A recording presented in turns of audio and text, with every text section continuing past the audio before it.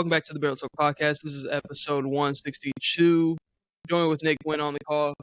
What's up? Down every single NBA or NFL team going into this offseason and what they need to do going into next year. This episode, I'm going to be breaking down the Chicago Bears, what they need to do.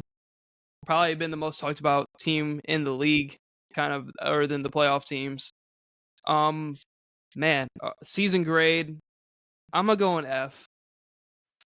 In my opinion, I just think It's fair. Going into the year with Connor, who is also a Bears fan, there was a lot of high hopes. And then you start out 4-2, and then you pursue to like basically lose out. You just continue. You lose out after the Hail Mary, and a lot of things just didn't break your way. But when you get kind of your franchise level quarterback, which I still think Caleb Williams is, I just think the mess that his first year was awful. Yeah. And looking at their stats, 28th in points per game, 32nd in yards per game, 25th in yards, rush yards per game, 30th in passing yards per game, 14th in opponent points per game, and 27th in opponent yards per game. So you're just bad all across the board, really. But you're on a team where you have talent. Like, you have talent at receiver, you have a talented quarterback for sure. The main thing with the Chicago Bears is shoring up that O-line, because if you have a better offense, it's just going to naturally help out your defense. And I think the Chicago Bears throughout the point of the year had a really solid defensive unit. Yeah. But I do think they need to shore up that O-line to just improve their offense, because that's the only thing their O-line's lacking. Their O-line's killing their run game, and it's killing Caleb Williams. So that's kind of my main thing going into this offseason, right? Obviously, you have Ben Johnson, and I'm fine with it. I think if you're going to put anybody that was available from a coaching standpoint with Caleb Williams, I think Ben Johnson is going to be the guy. I'm surprised that he went in division, and we kind of talked about it on just our regular episodes about how coaches doing interviews during the playoffs is just kind of whatever. That's so stupid. Yeah, but it seemed like he knew he was going to be the head coach of the Chicago Bears well before that anyways. So you bring him in to be with Caleb Williams for the future. He's making like $13 million a year for a first-time head coach. Bit crazy. You're taking a big risk, but high risk, high reward situation for the Chicago Bears going on right now. In terms of their free agents, they don't really have a lot of big name, big money free agents to kind of really bring back. A lot of the guys you can really just let go, and they kind of shore up. You have $67 million in cap space and the 10th overall pick. In terms of the one guy I would let go, I'm letting Keenan Allen go. I know we briefly talked about it. Connor said that he would want to bring him back. But I'm just like, that just comes down to too many mouths to feed for a young quarterback. I mean, you already have DJ Moore, who can kind of be a bit of a diva at times. You still have somebody like Rome Odunze, who Keenan Allen not being there could just open more touches for somebody you drafted high. I just feel like, and you still have a really good pass catching tight end, Cole Kmet. So, like, I think just letting go of Keenan Allen, who doesn't fit your timeline at this point anyway. So, yes, who is a sure option at receiver, but I feel like you can just give that spot to Rome Odunze, who can do somewhat of the same of Keenan Allen and be more explosive than Keenan Allen is at this point, just of how much younger he is. I can definitely see what you're saying. Like, Cole Kmet virtually disappeared from the offense. Exactly. And, like, am I mistaken when I think, like, didn't he, like, mess up a few times? Like didn't get the ball for like weeks, and then like they give him the ball, like he'd fumble or some bullshit. Like, some of these guys, like, when they don't get the ball as much. When they do get it, they're just gonna mess up because they ain't touched the rock in a minute, you know. So it's just gonna help Rome Odunze. Rome Odunze. It's gonna help DJ Moore, I think, because DJ Moore every other week we see crying on the sideline. So that's kind of why I'm like, okay, don't even look to replace Keenan Allen for the most part. Just let him go, let him walk. Maybe just draft. Maybe go draft somebody to kind of fit your timeline and fit what you want to do. So looking at what you need to do, boost the O-line. You definitely need to boost the O-line. That's the main problem with the Chicago Bears. Add another edge rusher, just opposite of Sweat, to see what that looks like. Because if anything, you have Jalen Johnson, who's one of the best corners in the league. Sweat's going to get to the quarterback. You need somebody opposite of him to also bring pressure that way as well. And the other thing is, what you need to do is do whatever Ben Johnson wants you to do. Whatever Ben Johnson wants you to do on the offensive side of the ball, you do it. right? So you didn't pay him $13 million to not listen to him and tell him to just go coach. You brought him in and paid him that much money because you want him to have input on the roster going forward. Yep. And the things that he said about in his like pressers and everything else once he did get the job a couple weeks ago, I did like what I heard. I think he's going to build a really strong foundation and good culture for once in Chicago. And you're looking at this from an offensive-minded guy rather than Chicago Bears going defensive-minded guy over and over again. So I think looking at Ben Johnson, I think whatever he wants you to do, you go do, right?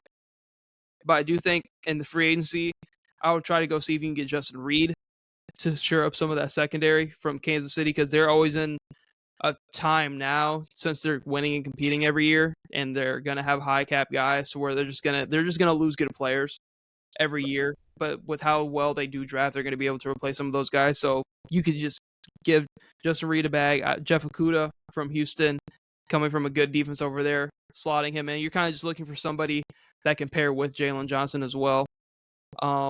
Isaiah Simmons from the Giants, linebacker depth, really. And then this is where I feel like you spend a good chunk of your money outside the old line play. I had him in our Giants one that we did, but looking at the Bears' perspective, that could really throw him a bag. And I think the Bears are more intriguing of a team for somebody like Zach Martin to where he possibly doesn't leave the Cowboys, like we said. But Yeah. if you're the Chicago Bears and you kind of want to go somewhere else in the draft, which I have them going, I think you could probably pay a hefty price tag because you do have so much cap space and you're on a rookie scale QB contract now to where giving Zach Martin a 1 year, 13, 14, whatever you want to give him just so you can assure up that O-line for once to see what you have Right. with a good guard because their tackles aren't the problem. It's really that interior O-line, which is really struggling and it's hurting their run game. So you bring in somebody like Zach Martin, proven guy. So like I think that could help you, especially when your whole team is super, super young. Somebody like him could really help your locker room in general.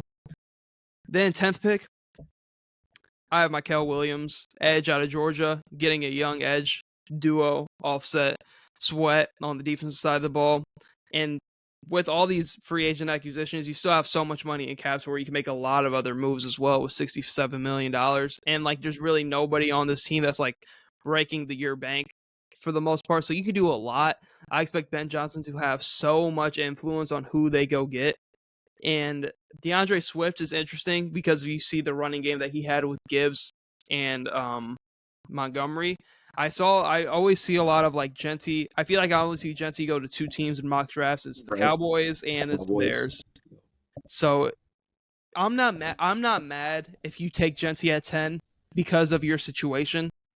But understand if you're taking Genty at 10, you must have shored up that O-line in free agency, or you must have went out and paid somebody to be an edge guy for you in free agency. So unless you're going edge or O-line in the draft, or unless you shored up those positions in free agency, then I'm like, okay, understand you have Genty, you have Swift now, you have kind of that kind of two-headed monster like you kind of had in Detroit.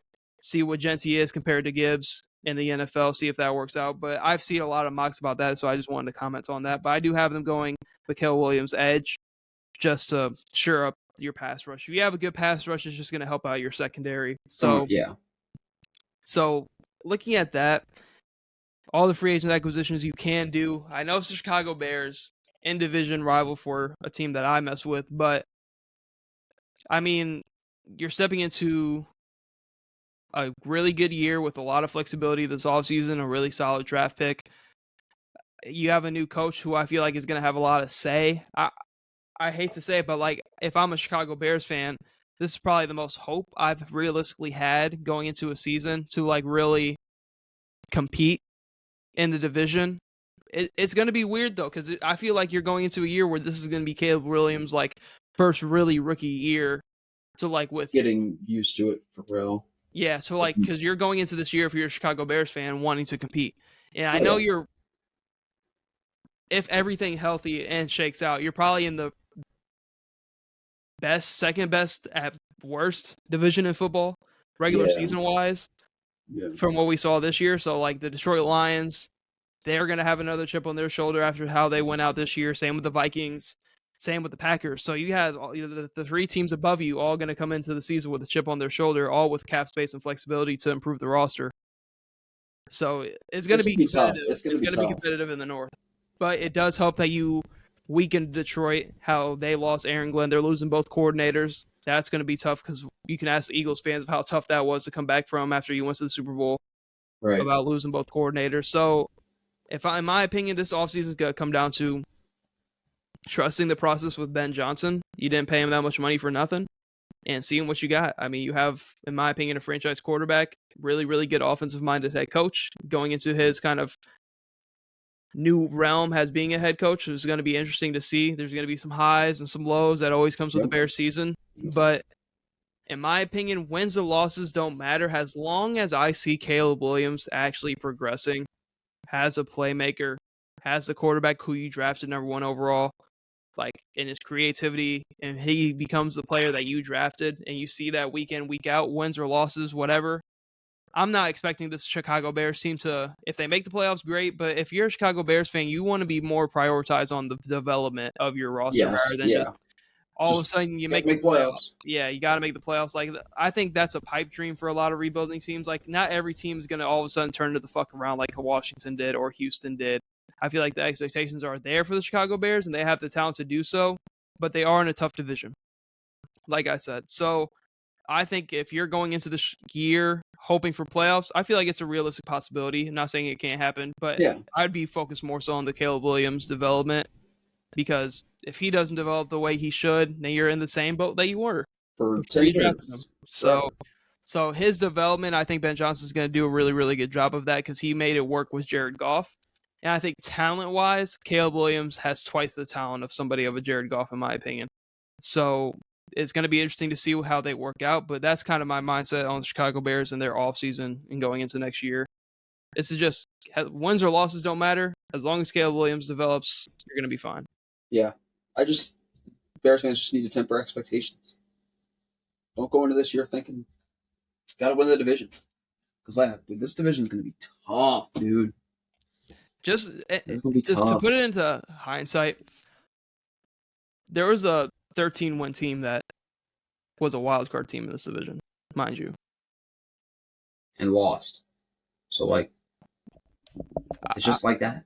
I think from just talking about the division from realistic expectations, it's probably going to take a team to win 13 games again to win the division. I think so.